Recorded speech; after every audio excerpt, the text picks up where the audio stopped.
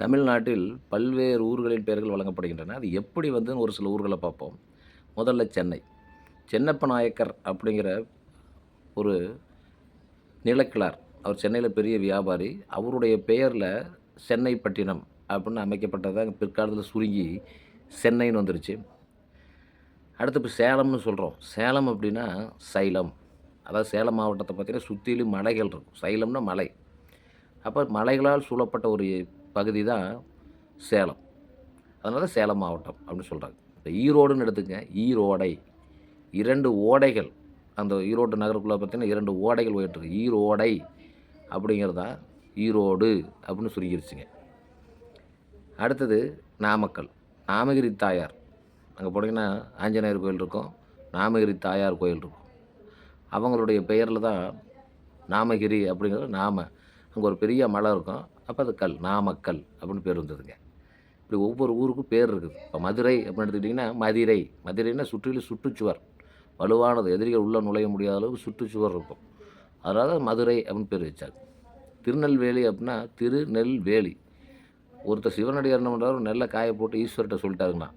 மழை வராம பார்த்துக்கப்பா. மழை வந்தா நெல்ல பார்த்துக்க அப்படின்னு. மழை பெஞ்சுதுங்களாம். அவர் காய வச்ச நெல்லு மட்டும் நனையாம சுத்திலும் மழை பெஞ்சுதுங்களாம். அப்ப அந்த நெல்லை காத்தவர் இறைவன். அதனால தான் திருநெல்வேலி. கன்னியாகுமரி அப்படிங்கிறது கன்னியாகுமரி தாயார் தவம் செய்த இடம். சிவபெருமான் வந்து தவம் செய்து மீண்டும் சிவனடியாரை சேரணும். அப்ப தவம் செய்த இடம் தான் கன்னியாகுமரி. இப்படி ஒவ்வொரு பேருக்கும் ஒவ்வொரு காரணம் இருக்கு. கோயமுத்தூர் அப்படிங்கிற பேர் பார்த்தீங்கன்னா, கோயன் அப்படின்னு சொல்லிட்டு ஒரு அரசர் அந்த பகுதியை ஆட்சி செய்ததாகவும், பெரியகுளம் அந்த இடத்துல முத்துக்கள் கிடைத்ததாகவும் சொல்றாங்க. இந்த 2 இணைத்து தான் கோயன்முத்தூர் அப்படிங்கிறது. அப்புறம் இடைக்காலத்தில அது மருவி கோயமுத்தூர் அப்படின்னு ஆனதா செவிவழி செய்தி சொல்றாங்க. அடுத்து திருச்சிராப்பள்ளி. திருச்சின்னு சொல்லுவோம். அதோட முழு பேர் வந்து திருச்சிராப்பள்ளி. சிராப்பள்ளி 3ஆ பிரிங்க. திரு அப்படின்னா புனிதம்னு அர்த்தம். சிரா அப்படின்னா பாறை. பள்ளின்னா ஒரு ஊர், நகரம் அப்படின்னு சொல்றோம். அப்போ திருச்சியில போனீங்கன்னா மலைக்கோட்டை இருக்கும். அப்போ புனிதமான பாறை உள்ள இடம் அப்படின்னு அர்த்தங்க.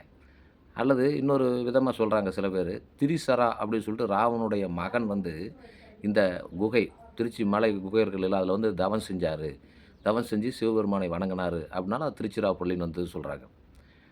இன்னொன்னு சொல்றாங்க, சரா அப்படின்னு சொல்லிட்டு ஒரு முனிவர் வந்து இந்த மலையில தவம் செஞ்சு நெறைய பேருக்கு கருத்துக்களை சொன்னாரு. அதனால திருச்சிராப்பள்ளின்னு பேர் வந்தது அப்படின்னு சொல்லுவாங்க.